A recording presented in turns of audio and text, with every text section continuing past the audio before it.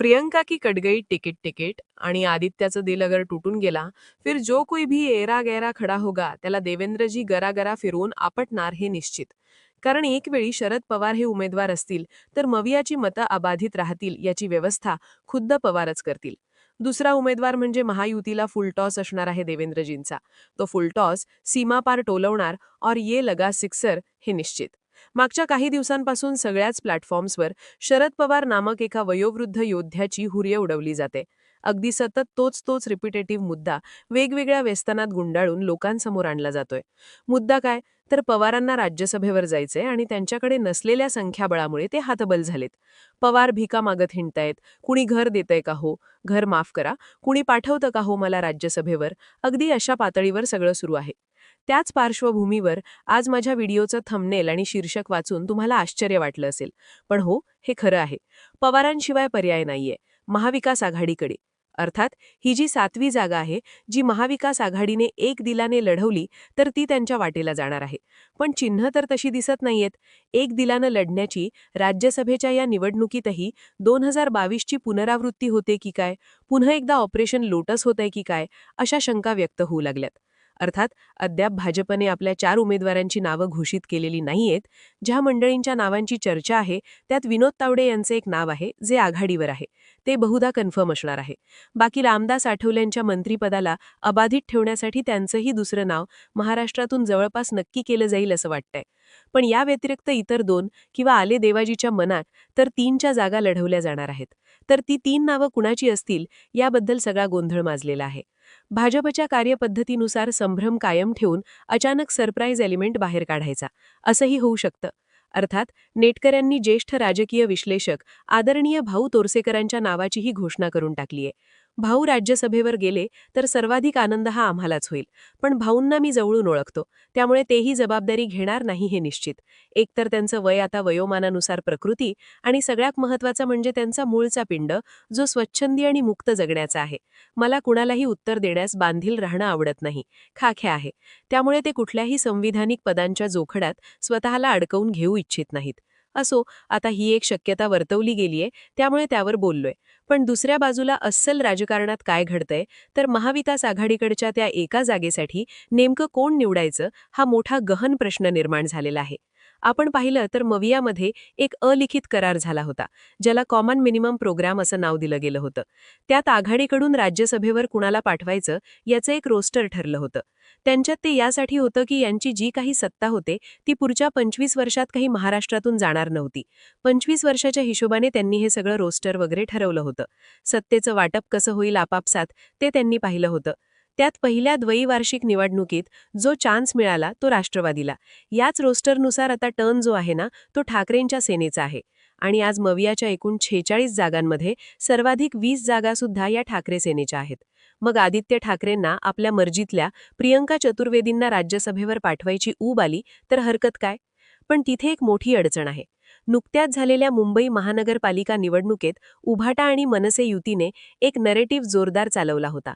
तो म्हणजे अमराठी विरुद्ध मराठी महापौराचा. भाजपला सत्ता मिळाली तर मुंबईचा महापौर अमराठी होईल असं म्हटलं जात होतं. दोन्ही ठाकरे सेना मात्र मराठी या मुद्द्यावर जोर देत होत्या. अशात जर ठाकरेंनी मातोश्रीवरची परंपरा अबाधित राखत नेहमीप्रमाणे राज्यसभेवर पुन्हा एकदा अमराठी पाठवला, जसं ते पूर्वा पाठवत आलेत, चंद्रिका केणियांपासून प्रीतीश नंदी, राजकुमार धूत, अमरीश पटेल, संजय निरुपम ते प्रियंका चतुर्वेदी, हा सगळा इतिहास आहेच शिवसेनेचा, म्हणजे अखंडित शिवसेनेचा, आत्ताच्या उभाटांचा, अमराठी बेमाचा. आता या सगळ्या गोष्टींमुळे पुन्हा प्रियंका चतुर्वेदी जर आल्या तर उभाटांवर टीकेची झोड उडणार तर आहेच. पण यांचं मराठी प्रेम हे बेगडी आहे हे स्पष्ट होईलच. आता ते टाळण्यासाठी ठाकरे एक नवा चेहरा शोधत आहेत. किंबहुना त्यांना तो सापडलाही असेल. पण दुसरीकडे संजय राऊत उभाटा सेनेत राहू नये पवारांसाठी बॅटिंग करताना दिसतायत. लोकांना आश्चर्य वाटत असेल की यावेळी उभाटा सेनेला ही जागा सोडणं हे रोस्टरप्रमाणे ठरलेलं असताना राऊत काय एवढी दर्यादिली दाखवतात. तर याचं उत्तर स्पष्ट आहे की या खेपेला त्यांनी शरद पवारांना राज्यसभा दिली तर पुढच्या खेपेला राऊत जेव्हा निवृत्त होतायत तेव्हा त्यांच्यासाठीही एनसीपी कडून दर्यादिली दाखवली जाणार आहे, किंवा जावी. आता मी तर नाही ना जात आहे, तेव्हा दुसऱ्या कोणा शिवसैनिकाचा हक्क डावलला गेला तर काय हरकत आहे? माझ्या टर्मला मला फेवर मिळणार आहे. हा त्यामागचा राऊतांचा काबा आहे. पण एक लक्षात घ्या, मवियाच्या कॉमन मिनिमम प्रोग्रॅमच्या रोस्टरनुसार पहिला टर्न एनसीपी, दुसरा सेना, तर तिसरा हा आपुसकच काँग्रेसचा असणार आहे. तेव्हा काँग्रेसवाले संजय राऊतांना कशाला संधी देतील त्यावेळेला? आता उभाटा सेनेचा टर्न असताना त्यांनी तो शरद पवारांना दिला, तर तुमचं तुम्ही बघून घ्या. जे तुम्ही मागे शरद पवारांना संधी दिलीत ते राज्यसभेवर गेले. असं जर झालं तर काँग्रेस पुढच्या 2 वर्षांनी तुमचं तुम्ही बघून घ्या, आमच्या वाटेचा घास आत्ता कशाला मारताय, असं म्हणत पुढच्या वेळेला काँग्रेस थैथया नाचायला लागेल. आणि हे असंच होणार आहे. आणि हे चांगलं ठाऊक असलेल्या आदित्य ठाकरेंना या टर्नला सेनेतूनच उमेदवार द्यायचा आहे. पण तो असणार कोण? सुषमा अंधारे? कुठे प्रियंका आणि कुठे सुषमा? का? आता डोंट टेक इट अदरवाईज बरं का. शेवटी प्रश्न राज्यसभेचा आहे. याला वरचं सभागृह म्हणतात. तिथे सगळंच वरच्या क्लासचं लागतं. तेव्हा अमराठी प्रियंकांची अडचण होणार आहे. तर सुषमा हक्का अनफिट आहेत. काँग्रेसकडे पर्याय नाही, कारण तो कॉमन मिनिमम प्रोग्रॅमच्या रोस्टरला चिकटून बसलेला आहे. पण शरद पवारांच्या एनसीपीला कसंही करून शरद पवारांना दिल्लीला धाडायचंय. कारण आज या पक्षाचे 2 तुकडे जरी झालेले असले तरी त्यांच्याकडे पक्षाची ओळख सांगणारा असा प्रॉमिनंट चेहरा नाहीये. एक होता अजितदादांचा, त्यांचा अपघात झाला, दादा आज नाहीयेत, दुसरा पर्याय दिसत नाहीये. आणि जो आहे तो म्हणजे खुद्द आधारवड शरद पवार. आणि त्यात पवार साहेब हे मागच्या महिनाभरात 2दा हॉस्पिटलाइज झालेलेत. तरीही या प्रादेशिक पक्षाचं अस्तित्व राखून ठेवायचं असेल तर एक पवार राज्यसभेवर हवाच हवा. सुप्रिया सुळेंचा रा किंवा त्यांचा प्रेझन्स हा एक लिमिटेड आहे. पार्थ पवार राज्यसभेवर धाडला जातोय, पण तो सुनेत्रा वहिनींच्या रिक्त जागेवर. तो काय या 7 जागांमधून जात नाही. आणि पार्थ पवार हा काही त्या प्रॉमिनंट चेहऱ्यांमधला चेहरा नाहीये. पण एनसीपीचा नेता म्हणून जे व्यक्तिमत्व दिल्लीत असणं गरजेचं आहे, जे महाविकास आघाडीसाठीही गरजेचं आहे, ते व्यक्तिमत्व भलेही किती वय होऊ द्यात, कितीही आजारपण असू द्यात, तरीही ज्यांचं नाव मात्र चर्चेत असतं किंवा ज्या व्यक्तिमत्वाबद्दल बोलणं भाग पडतं आपल्याला, ते म्हणजे शरद पवार. शरद पवारांना राज्यसभेवर जाणं हे एवढं अपरिहार्य का आहे?